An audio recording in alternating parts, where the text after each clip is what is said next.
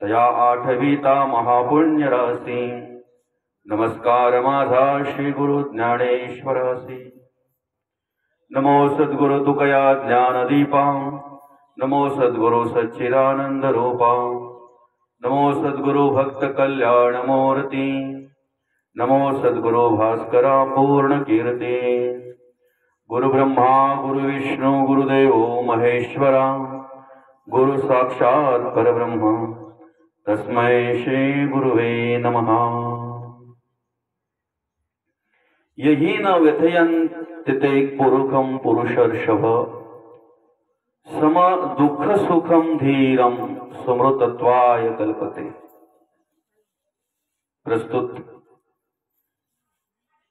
आजच्या या प्रवचन रूपी सेवेकरिता घेतलेला श्लोक गीतेतील अध्याय 2 आणि या दुसऱ्या अध्यायातील श्लोक क्रमांक 15। या 15व्या श्लोकामध्ये ओळख करून देत असताना या ठिकाणी भगवान आपल्याला उपदेश करतायत, सांगतायत। अर्जुनाला ओळख करून देत असताना भगवंत म्हणतात, हे पुरुष श्रेष्ठा अर्जुना, जो मनुष्य सुख आणि दुःख याने विचलित होत नाही आणि दोन्ही अवस्थांमध्ये स्थिर असतो, तो मोक्ष प्राप्तीसाठी निश्चित योग्य असतो। आपल्या आयुष्यामध्ये सुख आलं तरी हुरळून जात नाही आणि दुःख आलं तरी नाराज होत नाही। जशी अवस्था आपल्या आयुष्यामध्ये प्राप्त होईल, ज्या पण अवस्था प्राप्त होईल त्या अवस्थेला तो समान असतो, सारखाच असतो। आणि असा असणारा मनुष्य मोक्ष प्राप्तीसाठी योग्य आहे। आणि त्याच्यावर भाषांतर करत असताना मौली म्हणतात, हे विषय जया ते नाकळती, तया सुख दुःखे दोन्ही न पवती, आणि गर्भवासू सुसंगती नाही तया। तो नित्य रूप पार्था ओळखावा सर्वथा, जो या इंद्रियार्था नागवेची। मौली म्हणतात, जो विषयाच्या वासनात्मक बंधनात सापडत नाही, त्याला सुख दुःख दोन्ही होत नाही, त्याला पुनर्जन्म चुकतात त्याचे, म्हणून गर्भवास आणि गती घडत नाही। जो या इंद्रियांच्या भोगाविषयाच्या जाळ्यात सापडत नाही, अर्थात तो पूर्णपणे ब्रह्मरूप झालेला असतो, असे मौली म्हणतात। ज्या निमित्ताने या ठिकाणी आपण ही प्रवचन सेवा आयोजित केलेली आहे, आपल्या या कांबारे गावातील हे विषय परिवार, मला तरी वाटतंय की या कांबारे गावामध्ये विषय परिवार सर्वात मोठा परिवार आहे। आणि अशा या मोठ्या परिवाराच्या मातोश्री कैलासवासी सरस्वती दत्तात्रय विषय आईसाहेबांचं 18 डिसेंबर रोजी वृद्धापकाळाने निधन झालं। या ठिकाणी अल्पशा आजाराने म्हणणार नाही, कारण त्यांचं वय होतं 92 वर्ष आणि वृद्धापकाळाने त्यांचं निधन झालं। त्यांच्या उत्तरकार्यांच्या निमित्ताने आज आपण या ठिकाणी ही प्रवचन सेवा आयोजित केलेली आहे। खरं तर माणसाने आपल्या आयुष्यामध्ये कसं जगावं, कसं वागावं, कशा प्रकारे कार्य करावं, प्रत्येक माणसाला माहिती आहे की शेवटी देहाची माती होणार आहे। नाशिवंत देह जाणार सकळ आयुष्य खातो काळ सावधान। देह जाईल जाईल याची काळ बाखाईल। पंचभूतात्मक देह आहे पृथ्वी आप तेज वायू आणि आकाश। हा पंचभूतात्मक देह असताना अंतरात्मा निघून गेल्यानंतर प्रत्येक भूतामध्ये विलीन होणार आहे। पृथ्वीमध्ये विलीन होणार आहे, पापामध्ये विलीन होणार आहे, तेज तेजामध्ये विलीन होणार आहे, वायूमध्ये विलीन होणार आहे, आकाश आकाशामध्ये विलीन होणार आहे। प्रत्येक भूत हे प्रत्येक भूतामध्ये विलीन होत असतंय। देहाची माती होते हे आपल्याला माहिती आहे, पण देह गेल्यानंतर देहाची माती झाल्यानंतर जर कीर्ती रूपाने कर्माने विचाराने जर आपल्याला राहायचं असेल आपल्या कार्याच्या रूपाने जर आपल्याला या ठिकाणी राहायचं असेल असं म्हणतात, मरावे परी कीर्ती रूपी उरावे. मृत्यू तर प्रत्येकाला आहे, जाणं तर प्रत्येकाचं आढळ आहे, जावं प्रत्येकाला लागणार आहे. पण गेल्यानंतर ही विचाराने आठवण काढावी. गेल्यानंतरही आपल्या गुणाचं आपल्या कर्माचं स्मरण इतरांनी करावं.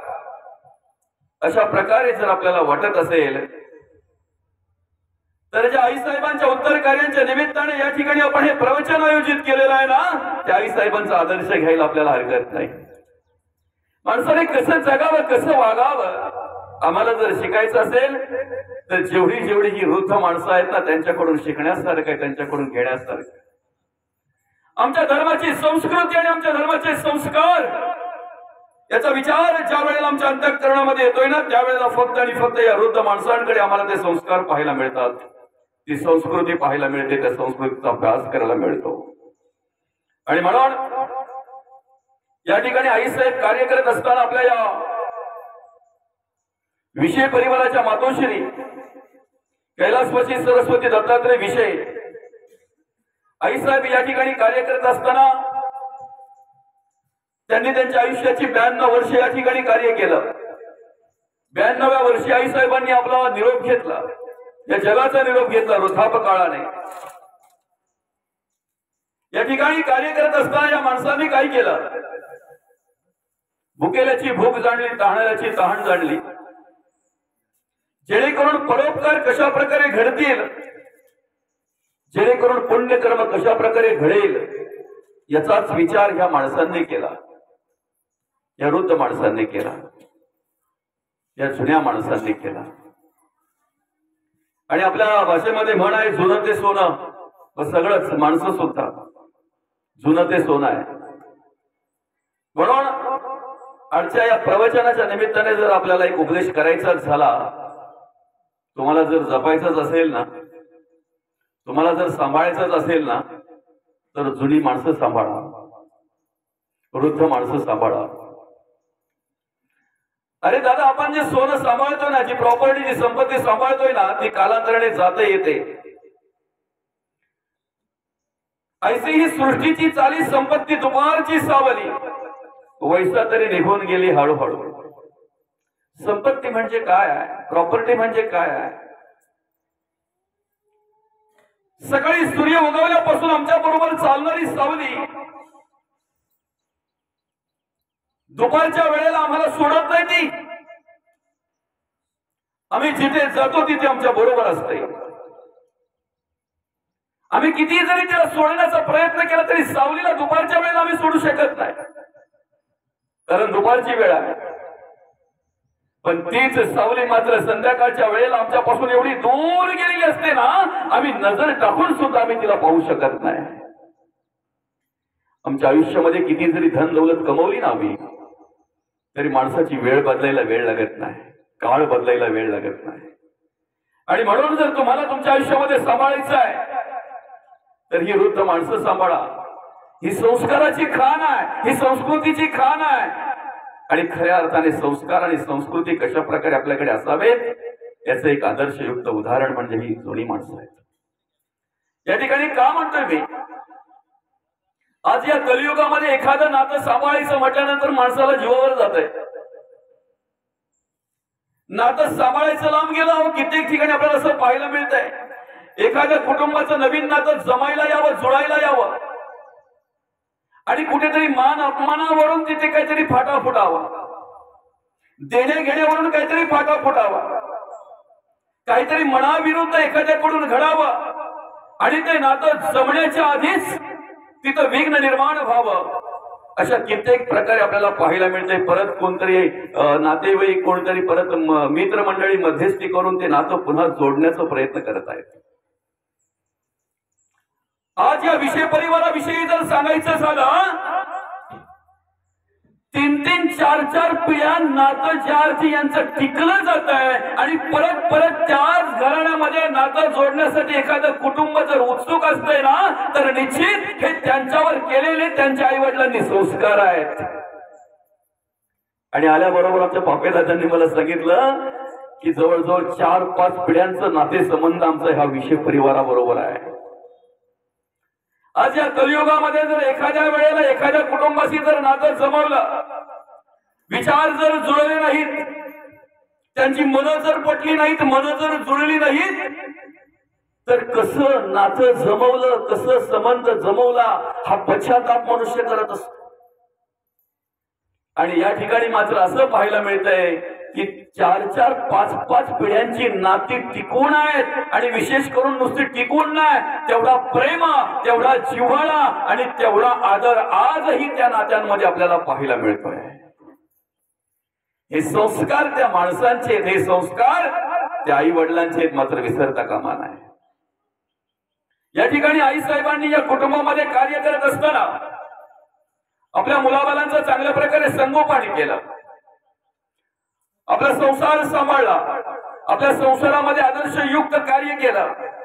शेतकरी कशाप्रमाणे असावा, कशा प्रकारे शेती करावी, त्याचं एक आदर्शयुक्त उदाहरण म्हणजे विषय परिवार. या ठिकाणी फक्त स्वतःचा आणि स्वार्थाचा विचार केला नाही आई साहेबांनी. आपला संसार करता करता अनेकांवर कशा प्रकारे उपकार करता येतील, अनेकांच्या संसारामध्ये त्यांना सुद्धा कशा प्रकारे समाधान प्राप्त होईल, काही मदत करता येईल का गोरगरिबाला. भुकेल्याची भूक जाणली, तहानल्याची तहान जाणली, आणि म्हणून त्याच पुण्याईने आई साहेबांनी आपल्या समोर 92 वर्ष कार्य केलं. हे आयुष्य मिळणं ही सर्वात मोठी भगवंताची देणगी आहे. आम्ही जेव्हा लहान होतो की नाही, त्यावेळेला कधीतरी वृद्ध माणसांच्या पाया पडायला गेलो ना, म्हाताऱ्या माणसांच्या पाया पडायला गेलो ना, की ते आमच्या पाठीवर, डोक्यावर हात ठेवायचे आणि काय म्हणायचे माहितीये, म्हातारा हो. काय म्हणायचे, म्हातारा हो. त्यांनी म्हातारा हो म्हणावं आणि आम्हाला कसं तरीच वाटायचं, हे काय म्हणतात असं म्हातारा हो. त्यांचा बोलण्याचा उद्देश असा असायचा की जे आयुष्य आम्हाला लाभलेलं आहे वृद्ध अवस्थेपर्यंत, तेवढं आयुष्य तुम्हाला लाभावं, हा आशीर्वाद त्यांचा असायचा. पण खऱ्या अर्थाने या ठिकाणी 92 वर्ष कार्य करत असताना माऊलींनी आपल्या मुलांवर चांगल्या प्रकारे संस्कार केले. आणि त्या ठिकाणी आज या कलियुगामध्ये, आजच्या युगामध्ये हम दो हमारे दो, आमची 2 मुलं सांभाळताना आमच्या नाकी नाव येत आहे. या उभाईतांनी आमचे बाबा असतील, दत्तात्रय बाबा असतील, आमच्या आई साहेब असतील, सरस्वती आई असतील, यांनी 7 मुलांचं संगोपन केलं. 3 मुलं, बाळकृष्ण दादा असतील, आमचे हरिभाऊ मामा असतील, विष्णू मामा असतील, त्याचप्रमाणे आमच्या आई साहेब शांताबाई आई साहेब असतील, कांताबाई, मुक्ताबाई, रेवताबाई. मी आल्याबरोबर पहिले विचारलं, आई साहेबांचं जर 92 वर्ष वय होतं, तर आता ह्या आई साहेब आमच्या पापे कुटुंबामधल्या डोल्याच्या आई साहेब आमच्या समोरच आहेत. समजा मला तरी वाटतं की आईंचं वय दादा 70च्या पुढे असेल आपल्या आई साहेबांचं. आणि म्हणून आल्याबरोबर पहिले विचारलं, मुलं मुली व्यवस्थित, म्हणजे सगळे व्यवस्थित आहेत, 7ही. ही भगवंताची देणगी आहे दादा, ही भगवंताची कृपा आहे. आणि खऱ्या अर्थाने आपल्या मुलांवर चांगल्या प्रकारे संस्कार केले, आपल्या मुलींवर चांगल्या प्रकारे संस्कार केले. 7 मुलांचं संगोपन केलं, त्यांच्या अडी अडचणी जाणल्या, त्यांना काय हवं नको ते बघितलं. शिक्षणाविषयी त्यावेळेला काय केलं असेल, किती शिक्षण घेतलं असेल मला माहिती नाहीये, पण संस्कारांमध्ये आमचे दत्तात्रय बाबा आणि आमच्या सरस्वती आई संस्कारांमध्ये कमी पडल्या नाहीत, हे मात्र आज आम्हाला पाहायला मिळते. कारण त्यांच्या मुलांचं कार्य समाजामध्ये अतिशय चांगल्या प्रकारे पाहायला मिळते, त्यांच्या मुलींचं कार्य समाजामध्ये अतिशय चांगल्या प्रकारे पाहायला मिळते. आणि या ठिकाणी सांगावं असं वाटतं की प्रत्येक माणसाला त्याच्या संचिताप्रमाणे, त्याच्या प्रारब्धाप्रमाणे वेगवेगळ्या प्रकारचं आयुष्य दिलेलं असतंय. काहींना मुलांची लग्न पाहण्याचं भाग्य लाभत नाही, नातवांची तर लांबच गेली. पण आज आई साहेबांच्या विषयी जर सांगायचं झालं तर 21 नातवंड, बरं का, आणि पतवंडाचा तर हिशोबच नाही. मग जर 21 नातवंडांची लग्न झालेली असतील, विशेष म्हणजे पतवंड पाहण्याचं भाग्य आमच्या आई साहेबांना लाभलं. पतवंत मांडीवर घेऊन त्यांना खेळवण्याचं भाग्य आमच्या आईसाहेबांना लावलं. मुलांवर संस्कार केलेच केले, पण नातवंडांच्यावर सुद्धा अतिशय चांगल्या प्रकारे संस्कार केले. आणि एवढंच नाही तर पतवंडांवर सुद्धा संस्कार करण्याचं भाग्य त्यांना लाभलेलं आहे. आणि म्हणून ज्यांच्या उत्तर कार्यांच्या निमित्ताने आपण या ठिकाणी ही प्रवचन सेवा आयोजित केलेली आहे, आपले आईसाहेब कैलासवासी सरस्वती दत्तात्रय विषय अशी मुलांवर चांगल्या प्रकारे धर्मसंस्कार करणारी माणसं, समाज उपयोगी माणसं, समाजावर चांगल्या प्रकारे संस्कार करणारी माणसं, समाज कार्य करणारी माणसं, आणि या माणसांना उदंड आयुष्य लाभावं असं मनापासून आपल्याला वाटत असत.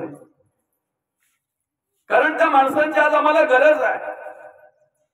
समाजाचा जर विचार केला, आम्ही आमच्या घराचा जर विचार केला, आम्ही आमच्या गावाचा जर विचार केला, तर जशी जशी ही माणसं वृद्ध माणसं आमचा निरोप घेत आहेत ना, त्यांच्या बरोबर आमची धर्माची संस्कृती सुद्धा लोप पावत चाललेली आहे.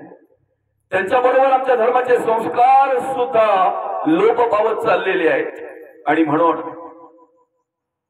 आम्ही शिकावं, खूप मोठे व्हावं, आम्ही आमच्या आयुष्यामध्ये भरपूर पैसा कमवावा, खूप मोठे व्हावं, खूप खूप खूप संपत्ती कमवावी आम्ही. पण ह्या वृद्ध माणसांकडे असलेले संस्कार सुद्धा आम्ही घेतले पाहिजेत. या वृद्ध माणसांकडे असलेले विचार सुद्धा आम्ही घेतले पाहिजेत. कारण आमच्या आयुष्यामध्ये जर आम्हाला सुखी आणि समाधानी जर राहायचं असेल ना, तर एकमेव उपाय आहे त्या वृद्धांचे आशीर्वाद, आमच्या आई वडिलांचे आशीर्वाद. आम्ही किती जरी मोठं झालो ना आम्ही आयुष्यामध्ये, तरी सुद्धा प्रत्येक माणसाला जोपर्यंत आई वडिलांचे आशीर्वाद आहेत ना, तोपर्यंत तो सगळं काही आनंदाने आणि व्यवस्थितरित्या कार्य करू शकतो. म्हणून जशी जशी ही वृद्ध माणसं आमच्यातून जात चाललेली आहेत, कमी होत चाललेली आहेत, तशी तशी धर्माची संस्कृती सुद्धा लोप पावत चाललेली आहे.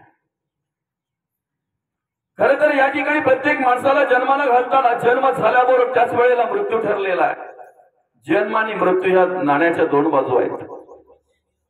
जन्म आणि मृत्यू. जन्म झालं हेच दुःखाला कारण आहे. जन्मच झाला नसता तर दुःखाचा प्रश्नच नसता. जन्म झाला हेच मृत्यूला कारण आहे. जन्म झालेला आहे, मृत्यू सत्य आहे, ठरलेला आहे. कोणी कसाही असू द्या, राजा असता मृत्यूला लक्ष कोटी कबूल झाला तरी सोडीना तयाला मृत्यू काही. जाणं घेणं येणं हे आढळ आहे. भरते रीते होते रीते परत भरते. माऊली म्हणतात, उपजे ते नासे आणि नासे ते पुनरपी दिसे, हे खटिका यंत्र तैसे परिभ्रमे का. आणि शास्त्रामध्ये म्हटलेलं यद दष्टम तद नष्टम, जे दिसतंय ते नाचतंय, जे दिसतंय ते नसतंय. आम्हाला आमच्या आयुष्यामध्ये दुःख का प्राप्त झालं, आम्हाला आमच्या आयुष्यामध्ये नको त्या प्रकारच्या संकटांना, नको त्या प्रकारच्या प्रसंगांना का तोंड द्यावं लागतंय, का संकट येतात, का प्रसंग येतात, त्याला कारण म्हणजे खऱ्या अर्थाने आम्हाला या ठिकाणी पाठवताना आयुष्यभर संपणार नाही एवढं संचित आमच्या बरोबर भगवंतांनी दिलं होतं.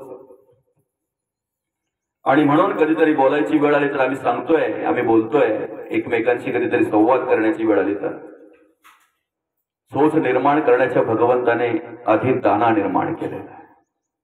सोच निर्माण करण्याच्या आधी भगवंताने दाना निर्माण केलेला आहे. म्हणजे आपली व्यवस्था या ठिकाणी येण्याच्या आधी आपली व्यवस्था भगवंताने केलेली आहे आणि मग आपल्याला पाठवलेलं आहे. समर्थ म्हणतात, मनात वांचिरे पूर्व संचित केले, तयासारखे भोग नाही प्राप्त झाले. आम्हाला येण्याच्या आधी जर आमची व्यवस्था केलेली आहे तर मग आमची अशी अवस्था का झाली. आम्हाला या ठिकाणी जन्माला घालण्याच्या आधी जर आमची व्यवस्था केलेली आहे तर आमची अवस्था अशी का झाली, त्याला कारणीभूत आम्हीच आहोत.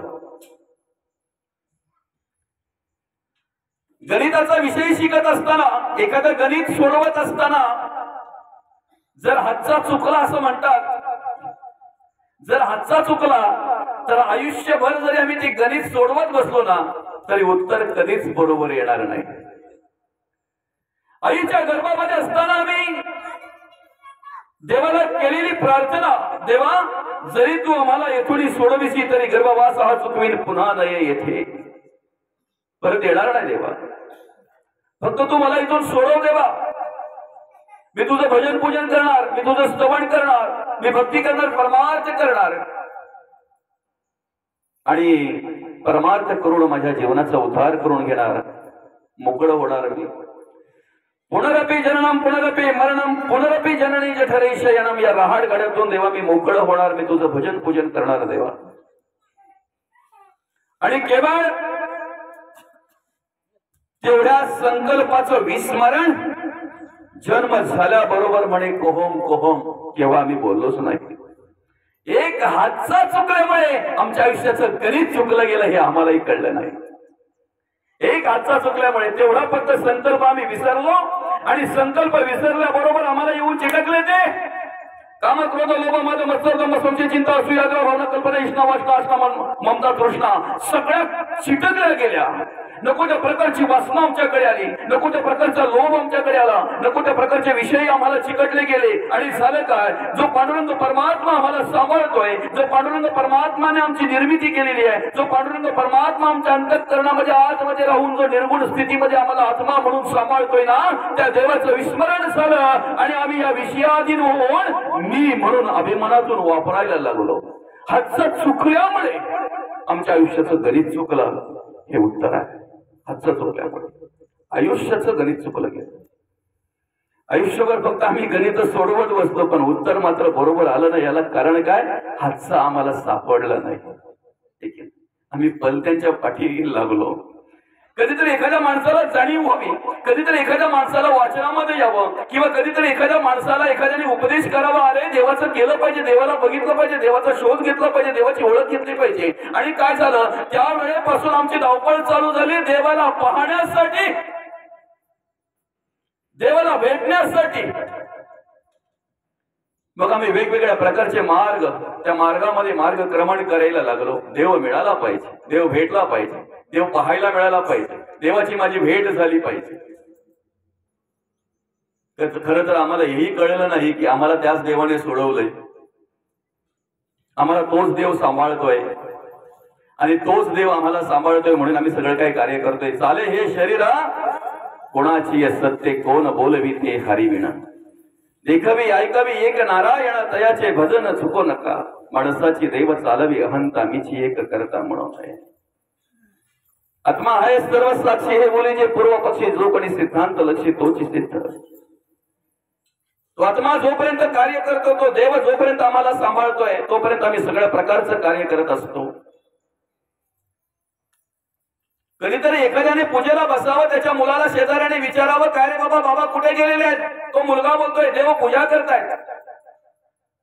आम्हालाच नाही कळावं कोण कोणाची पूजा करता येते. मुलगा बोलतोय देव पूजा करतोय, कोणाची? देव पूजा करतोय देवाची. निर्गुण ब्रह्म सगुण ब्रह्माची पूजा करतोय. जो आमच्या आतमध्ये असलेला निर्गुण अंतरात्मा आहे, तो अंतरात्मा त्या मूर्तीतल्या रूपातल्या मूर्ती रूपाने असणाऱ्या त्या प्रतिमेमध्ये असणाऱ्या त्या देवाची पूजा करतोय हे आम्हालाही कळलं नाही. आणि काय झालं, जो जसा सांगेल त्या पद्धतीने आम्ही देवाच्या शोधासाठी फिरायला लागलो. देवाची भेट व्हावी, देवाला पाहावं म्हणून आम्ही प्रयत्न करायला लागलो. पण तुम्हाला सांगू का, आयुष्यभर जरी देव पाहण्यासाठी प्रयत्न केला ना तरी देव कधीच भेटत नसतो. आयुष्यभर जरी देव शोधण्यासाठी आम्ही प्रयत्न केला ना तरी देव कधीच भेटत नसतो, जोपर्यंत आपल्या विचारामध्ये, कर्मामध्ये, आचरणामध्ये परिवर्तन होत नाही तोपर्यंत. अरे देव पाहण्यासाठी आम्ही जेवढा प्रयत्न करतोय ना, ज्या दिवशी देव होण्यासाठी जेवढा प्रयत्न करू ना त्यावेळेला तो देव आम्हाला प्राप्त झाल्याशिवाय राहणार नाही हे मात्र निश्चित आहे. म्हणून देव पाहण्यासाठी नाही, देव होण्यासाठी आम्ही प्रयत्न केला पाहिजे. आणि ज्या दिवशी आम्ही देव होण्यासाठी प्रयत्न करू ना त्या दिवशी तो देव आमच्या आतमध्ये आहे, आम्हाला सांभाळतोय, याची प्रचिती, याचा आत्मसाक्षात्कार झाल्याशिवाय आम्हाला राहणार नाही मात्र निश्चित.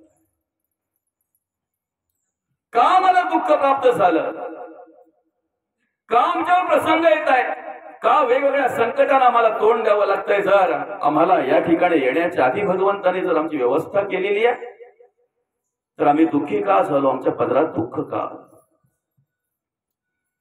त्याला कारण म्हणजेच आमचा मार्ग चुकला, आमची कर्म चुकली, आमचे विचार बदलले, आमचे गुण बदलले, काय करायला हवं ते न करता नको त्या ठिकाणी आमची वाटचाल चालू झाली.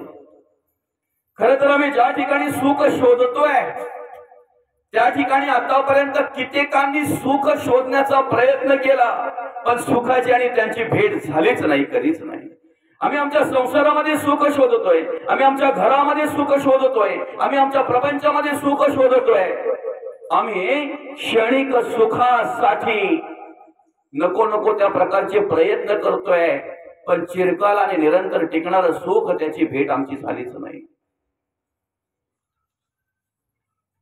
पापाचे फळ ते दुःख आणि पुण्याचे फळ ते सुख. पाप पुण्य आवश्यक भोगणे लागे. सुख किंवा दुःख हे आमच्या कर्मावर अवलंबून आहे, आमच्या राहण्यावर अवलंबून आहे, आमच्या वागण्यावर अवलंबून आहे. हे आम्हाला कधी कळलंच नाही, कधीच कळलं नाही.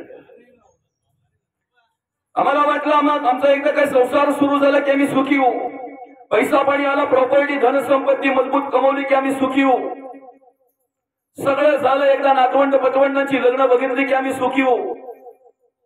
पण हा आमचा भ्रम आणि भ्रमच राहिला. आजा गेला, पणजा गेला, बाप मसुरी गेला, देखत देखत नातू पडतो तोही तैसा झाला. आजा पणजाने आमच्या संसारामध्ये, आमच्या घरामध्ये, आमच्या प्रॉपर्टीमध्ये सुख शोधण्याचा प्रयत्न केला, या जगाचा निरोप घेतला, पण सुखाची आणि त्यांची भेट झाली नाही. त्याच मार्गावर जर आम्ही चालत असू तर सांगा ना, तो सुख आम्हाला मिळेल का? ते समाधान आम्हाला मिळेल का? या ठिकाणी ओळख करून देत असताना भगवंत म्हणतात, यमिहिन व्यथयंत ते पुरकम पुरुषर्षभः सम दुःख सुखम धीरम समृद्धत्वाय कल्पते. तुम्ही सुखामध्ये आणि दुःखामध्ये जर समान असाल, एकाच पद्धतीने त्याच पद्धतीने जर राहत असाल तर निश्चित मोक्ष प्राप्तीसाठी तुम्ही योग्य आहात, मोकळं होण्यासाठी तुम्ही योग्य आहात. आमचा जन्म झालेला आहे, ज्या घरामध्ये आमचा जन्म झालेला आहे त्या घराचे आमचे ऋण आहेत. जन्म कुठे व्हावा हे आमच्या हातात नाहीये. जन्म आणि मृत्यू, मृत्यूचा जर विचार केला तर 100% जाणं सत्य आहे. देह जाईल जाईल यसे काळ बाप खाईल, नाशिवंत देह जाणार सकळ आयुष्य खातो काळ सावट. जाणं सत्य आहे. राजा असता मृत्यूला 1,00,000 कोटी कबूल झाला तरी सोडेना तयाला मृत्यू काही, मृत्यू सोडणार नाही हे तेवढं सत्य आहे. पण मग जन्मही जर आमच्या हातात नाही आणि मृत्यूही जर आमच्या हातात नाही, मृत्यू आपल्या हातात आहे का? कोणाला वाटतंय मरावं? प्रत्येकाला वाटतंय जगावं, आणि प्रत्येक जण धडपड करत असतो फक्त जगण्यासाठी आणि जगण्यासाठी. जगण्यासाठीच प्रत्येकाची धडपड चालू असते, धावपळ चालू असते. मृत्यू आढळलाय, जाणं सत्य आहे, पण कोणालाही वाटत नाही की आपण जावं म्हणून. कॉटमध्ये पडलेला एखादा मनुष्य आहे, क्षीण झालेला आहे, हातपाय चळचळा कापतायत त्याचे, दृष्टी गेलेली ऐकायला येत नाही, सर्वांगातून त्याला व्याधी नेता येतो, व्याधी जडलेले आहेत. आणि अशा अवस्थेत जरी त्याला विचारलं ना तरी सुद्धा तो जगण्याचीच अपेक्षा करतोय. मरावं जावं, या जगाचा निरोप घ्यावा म्हणून असं कोणालाही वाटत नाही. आणि खऱ्या अर्थाने ज्या दिवशी आमच्या अंतःकरणामध्ये ती जाणीव निर्माण होईल ना, त्या दिवशी खऱ्या अर्थाने आम्हाला परमार्थ कळेल, त्या दिवशी आम्हाला भक्ती कळेल, त्या दिवशी निश्चित आमच्याकडून चांगल्या प्रकारची कर्म झाल्याशिवाय राहणार नाही, घडल्याशिवाय राहणार नाही. जगण्यासाठी आपण प्रयत्न करावेत ना, पण जगता जगता कधीतरी स्मरणात ठेवावं, मला जायचं आहे, एक दिवस मला मृत्यू आहे.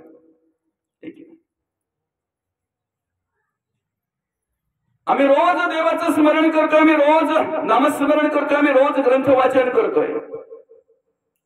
आम्ही आमच्या संसार प्रपंचासाठी 12-14 तास धावपळ करतोय.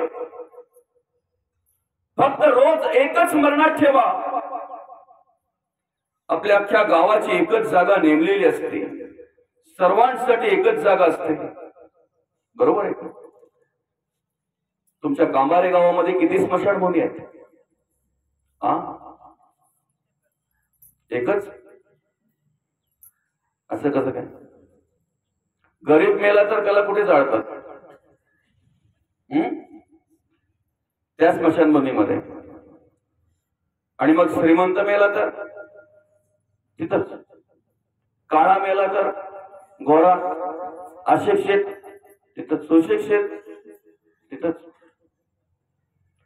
मग काळा गोरा श्रीमंत गरीब अशिक्षित सुशिक्षित सगळी जर एकच जागी आहेत, तर मग या ठिकाणी कार्य करत असताना आम्ही अभिमान करतोय तो कसला? आमच्याकडे जो अभिमान आहे तो अभिमान कसला आहे? फक्त रोज एकदाच त्या जागेचं स्मरण करावं आणि मग जगण्याला वागण्याला सुरुवात करावी. ज्या दिवशी आमच्या अंतःकरणामध्ये विचार येईल की अरे एक दिवस मला जायचंय आणि जाणं हे अडळ आहे, त्या दिवसापासून आमचे सगळे वाद मिटल्याशिवाय राहणार नाही मात्र निश्चित आहे. सगळे वाद मिटल्याशिवाय राहणार नाही मात्र निश्चित आहे. एका साधू पुरुषाने एकाला सांगितलं, फक्त तू 7 दिवस मरणार आहे, 7 दिवसामध्ये मरणार आहेस आणि केवळ त्याने विचार करावा, जर 7 दिवसामध्ये जायचं आहे तर कशाला कोणाशी भांडण करावं, कशाला कोणाशी वाईट करावं, कशाला कोणाशी वैर करावं, कशाला कोणा शिव्या द्याव्या, कशाला कोणाला दुःख द्यावं. आणि मग त्या दिवसापासून 7 दिवसापर्यंत त्याने वागण्याची सुरुवात केली. अतिशय व्यवस्थित, अतिशय चांगल्या प्रकारे. ज्यांच्याशी वाद झाला होता त्यांच्या घरी जाऊन बसला, त्यांच्या पाया पडला, त्यांना हात जोडले, त्यांना सांगितलं दादा सगळं विसरून जा, कदाचित 7व्या दिवशी मला जाणं आहे, या 7 दिवसामध्ये माझा मृत्यू आहे. आणि सगळ्यांशी व्यवस्थित वागला. ज्या नातेवाईकांशी भांडलं होतं त्या नातेवाईकांकडे गेला, ज्या नातेवाईकांशी वादविवाद झाले होते त्यांच्याकडे गेला, ज्या मित्रांशी वादविवाद झाले होते त्यांच्याकडे गेला, ज्या शेजाऱ्यांशी वादविवाद झाले होते त्यांच्याकडे गेला आणि अगदी व्यवस्थितरित्या सगळ्यांना प्रेमाने वागायला लागला, सगळ्यांशी सन्मानाने वागायला लागला. घरामध्ये सुद्धा अगदी शांतपणे जे मिळेल ते घ्यायचं, खायचं, शांत राहायचं. कुठल्याही प्रकारे मीठ कमी झाला ना, तेल कमी झाला ना, मसाला कमी झाला, आरडा ओरडाच नाही. आणि मग 8व्या दिवशी त्याच साधू पुरुषाकडे गेला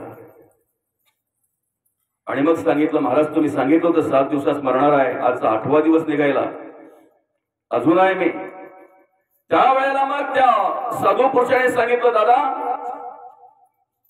7 दिवसामध्ये तुला काही परिस्थिती आली का, काही आत्मसाक्षात्कार झाला का, काय वाटलं? काय नाही म्हणे, माझ्या आयुष्यातलं सगळं दुःख निघून गेलं, माझ्या आयुष्यातलं सगळे व्याप, सगळे प्रसंग, सगळी संकट बाजूला झाली आणि पूर्णपणे मोकळा होऊन आनंदाने जगत होतो मी. मग सांगणार आहे, असाच जर प्रत्येक वेळेला मी जाणार आहे एवढं स्मरण ठेवून जर जगला वागला ना, तर तुझ्या आयुष्यातली सगळी दुःख बाजूला होतील, सगळी संकट, सगळे प्रसंग बाजूला होतील, हे मात्र निश्चित. नेमकं आमचं काय होतंय माहितीये का? आम्हाला दुःख झालं की भगवंताची आठवण येते, आम्हाला जरा त्रास झाला की देवाची आठवण होते.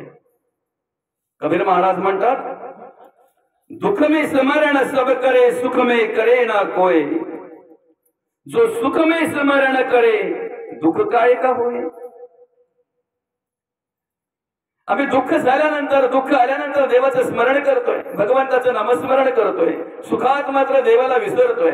ज्या दिवशी आम्हाला सुखामध्ये देवाची आठवण होईल, ज्या दिवशी आम्हाला सुखामध्ये देवाचं नामस्मरण आमच्याकडून घडेल ना, त्यावेळेला आमच्याकडे दुःख कधी येऊन जाईल हे आम्हाला सुद्धा कळणार नाही. कारण भगवंताचं स्मरण करत असताना देवाचं सामर्थ्य आम्हाला असं हे मात्र निश्चित आहे.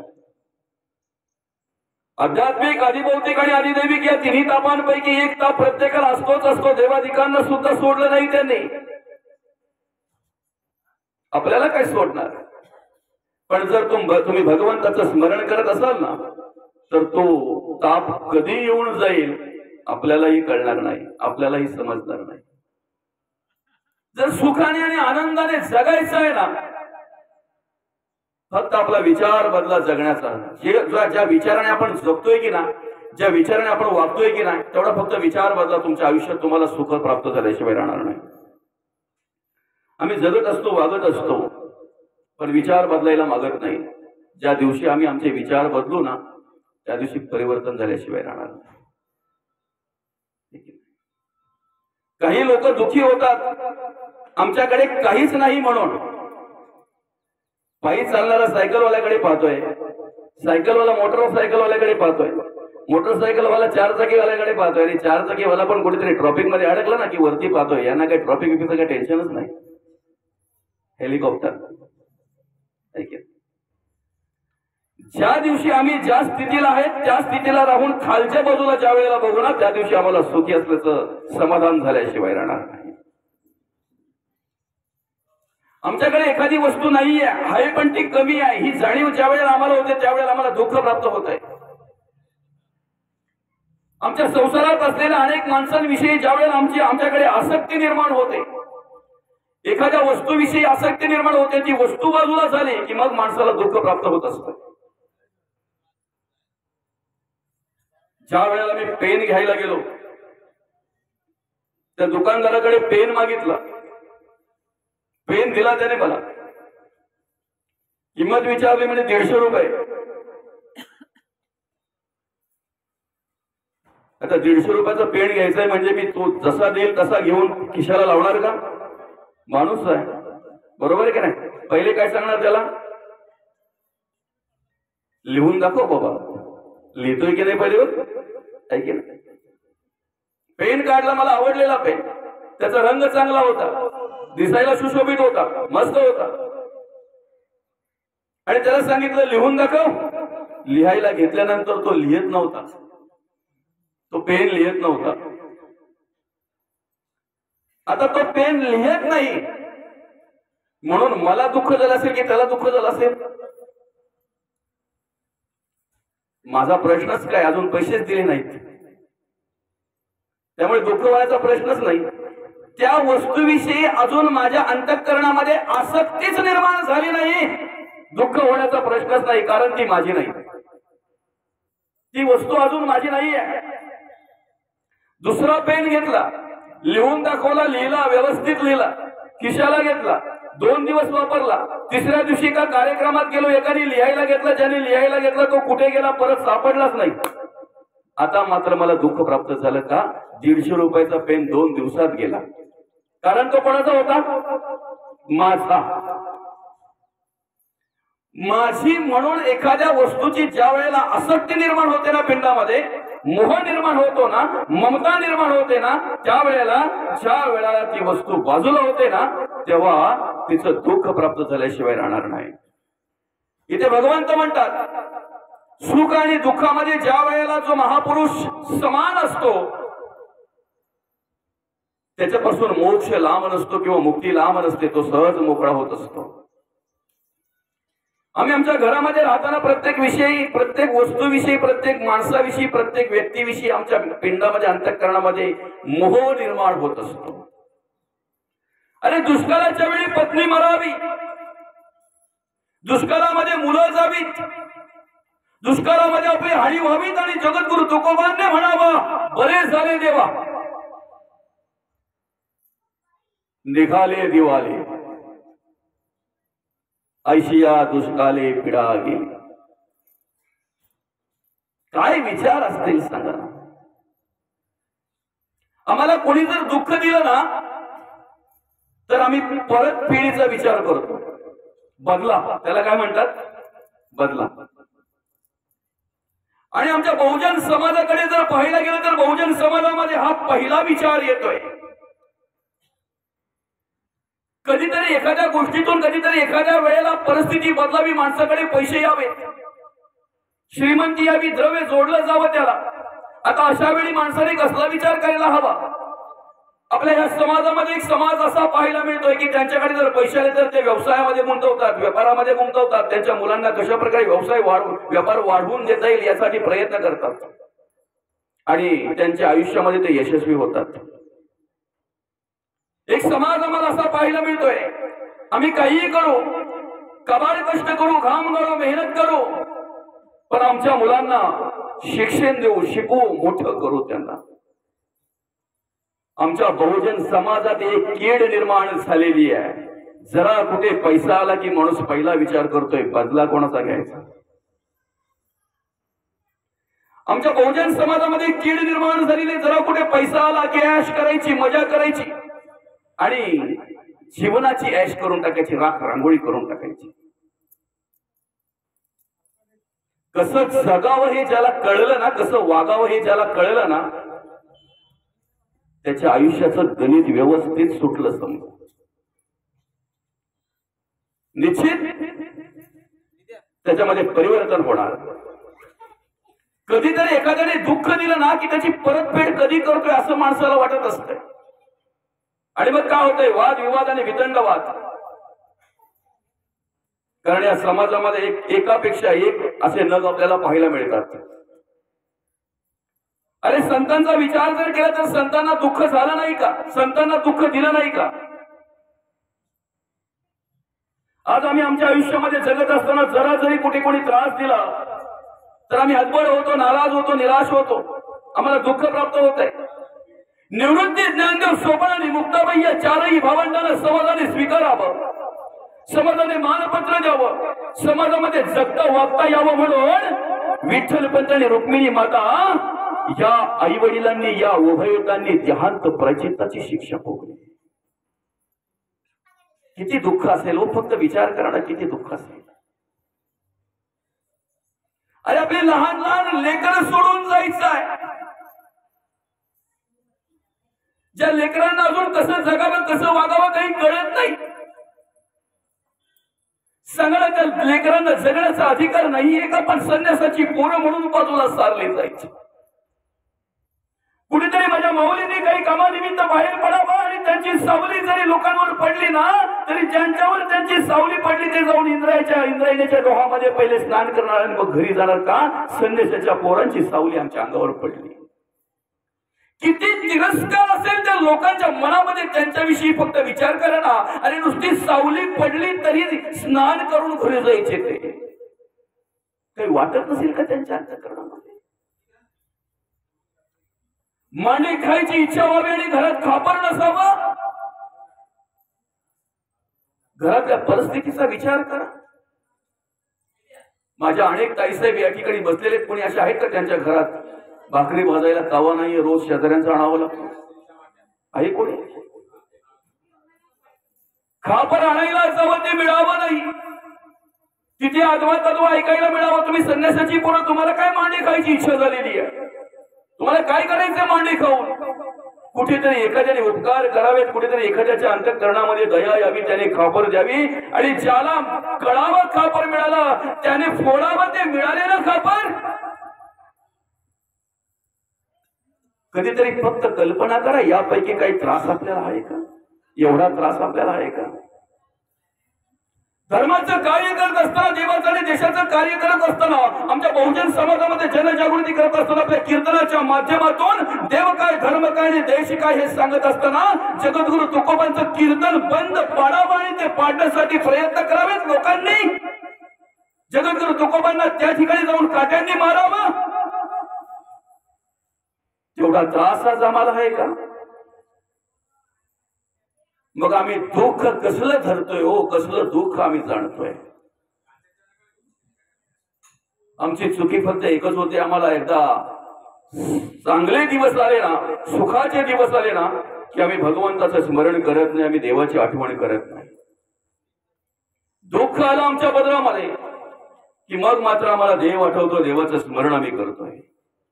ज्या दिवशी आम्ही सुखामध्ये देवाचं स्मरण करू ना त्यावेळेला दुःख कधी येऊन जाईल हे आम्हाला सुद्धा कळणार नाही, हे मात्र निश्चित आहे. आणि म्हणून सुखामध्ये आणि दुःखामध्ये जी माणसं समान असतात, ती माणसं कशा पद्धतीने कार्य करतात याची ओळख या श्लोकातून भगवंत करून देतात. यही न व्यतयंत ते पुरुषम पुरुष ऋषभ सम दुःख सुखम धीरम सुमृतत्वाय कल्पते. दोन्ही अवस्थेमध्ये जर सारखं राहायचं असेल ना तर त्यासाठी आपल्याकडे असलेली आसक्ती बाजूला झाली पाहिजे. आसक्ती हे माझं आहे, ही आसक्ती जोपर्यंत आपली बाजूला होत नाही तोपर्यंत आपल्यामध्ये परिवर्तन घडणार नाही मात्र निश्चित आहे.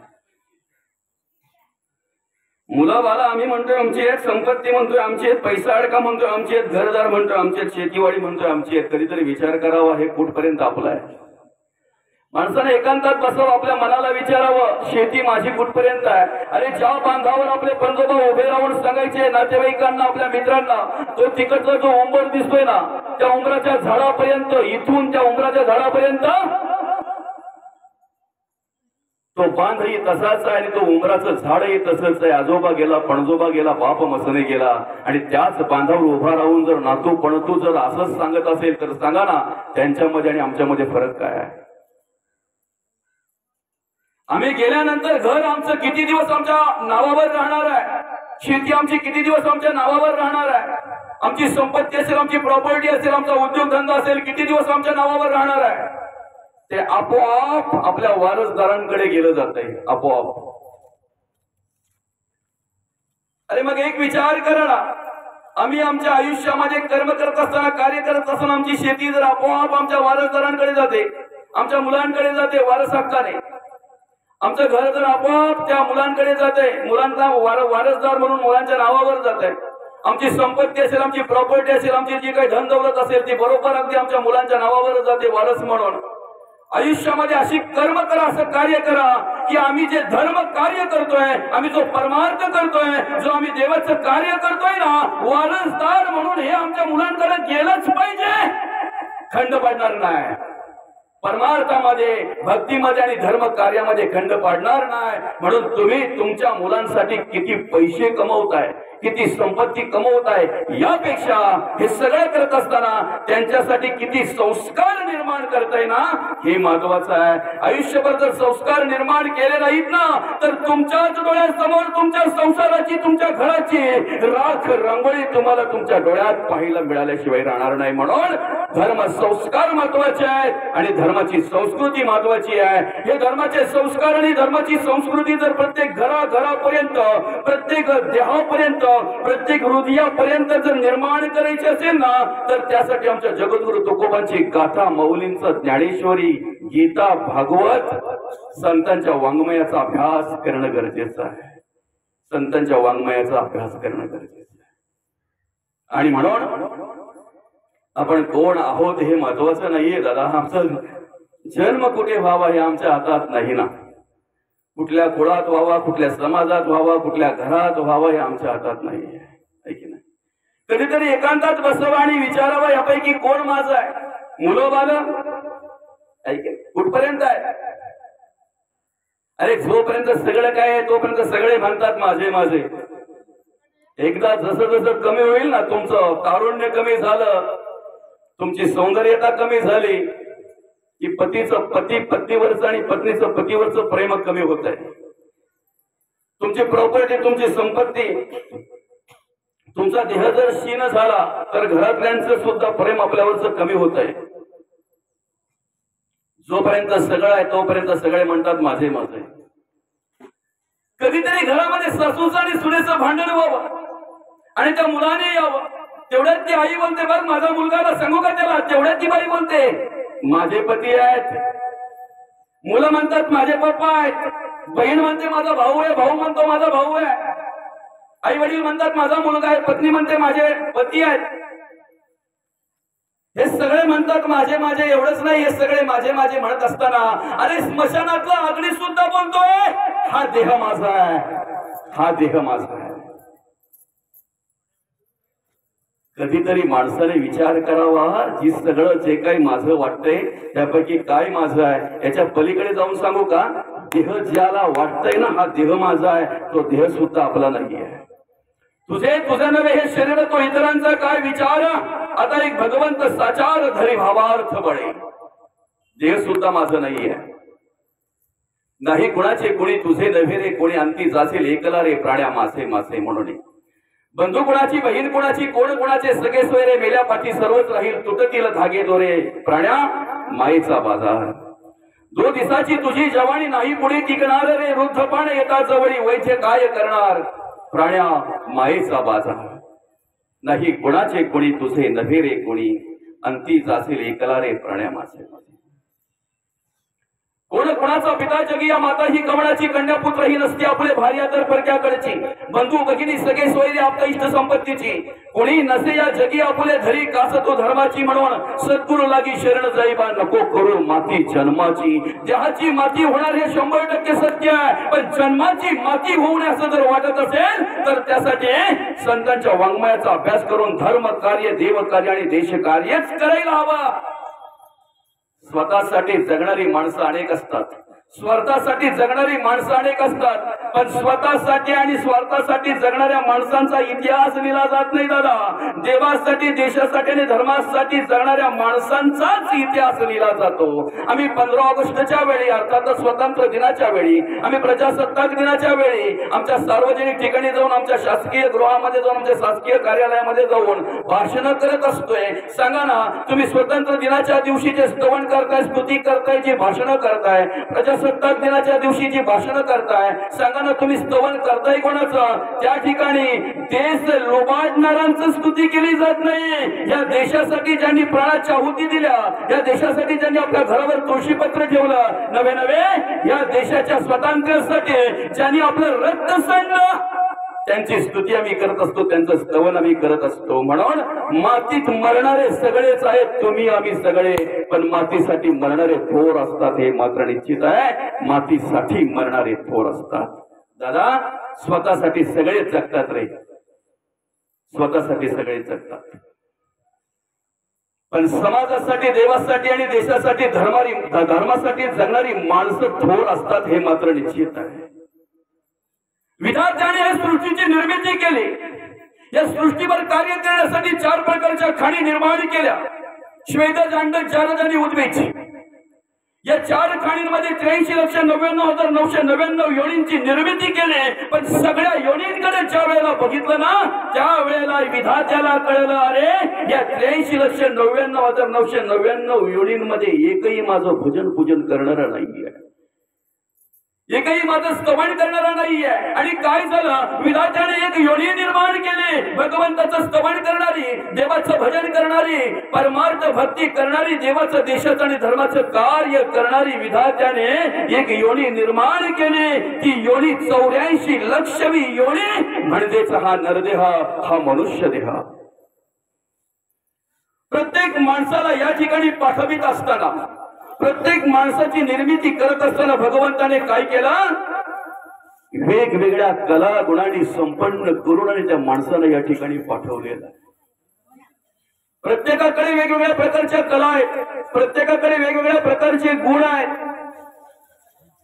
आणि म्हणून आपल्या आयुष्याचं वस्त्र विणत असताना आपल्या जीवनाचं वस्त्र विणत असताना 2 धाग्यांनी त्याची निर्मिती केली.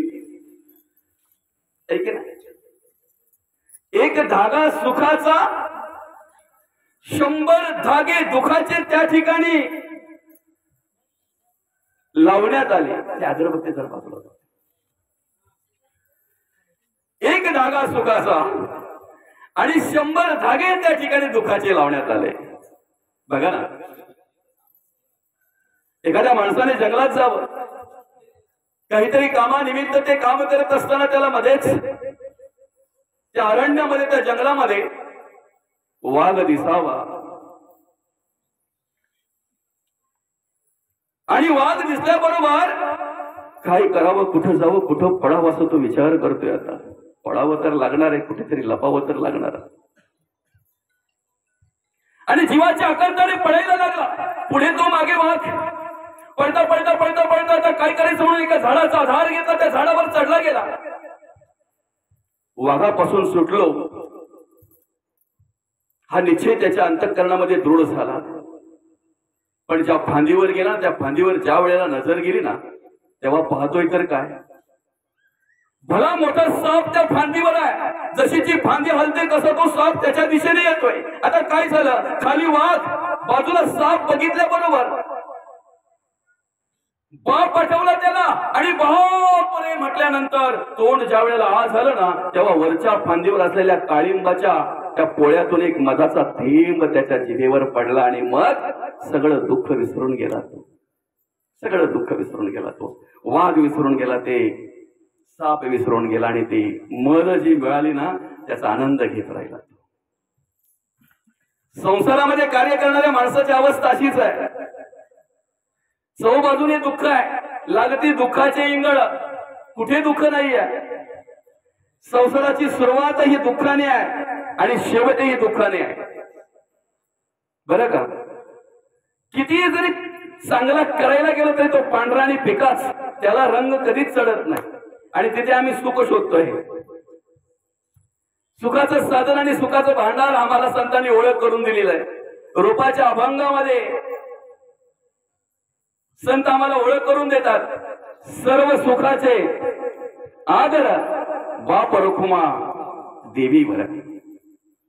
सर्व सुखाचा आदर आहे, पण तिथे आम्ही एकरूप होत नाही, तिथे आम्ही तल्लीन होत नाही, तिथे आम्ही रममाण होत नाही.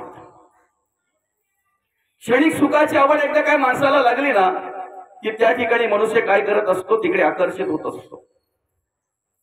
आणि कलियुग आहे, कलियुगामध्ये माणसाच्या आवडी सगळ्या गुरुचरित्रातील दुसऱ्या अध्यायामध्ये मांडलेल्या आहेत. आता दत्त जयंती झाली, दत्तगुरूंचं पूर्ण चरित्र त्या ठिकाणी वर्णन केलेलं आहे. 52 अध्यायाचं ते गुरुचरित्र आहे. 53वा अध्याय त्या ठिकाणी अवतारणिका मांडलेली आहे. दत्तगुरूंचा दुसरा अवतार श्रीपाद श्रीवल्लभ, तिसरा अवतार नृसिंह सरस्वती, या तिन्ही अवताराचं अवतार कार्य त्या 52 अध्यायामध्ये मांडलेलं आहे. त्या ठिकाणी त्या गुरुचरित्राची निर्मिती करत असताना, रचना करत असताना ज्ञानकांड, कर्मकांड आणि भक्तिकांड असं 3 कांडामध्ये रचना केलेली आहे. महत्वाचा विषय असा आहे की त्या ठिकाणी असलेल्या दुसऱ्या अध्यायामध्ये ब्रह्मदेवाला सगळे युग सांगतायत, आम्ही या सृष्टीवर आल्यानंतर कशा प्रकारे वागणार आहोत, कशा प्रकारे जगणार आहोत, कशा प्रकारे कार्य करणार आहोत.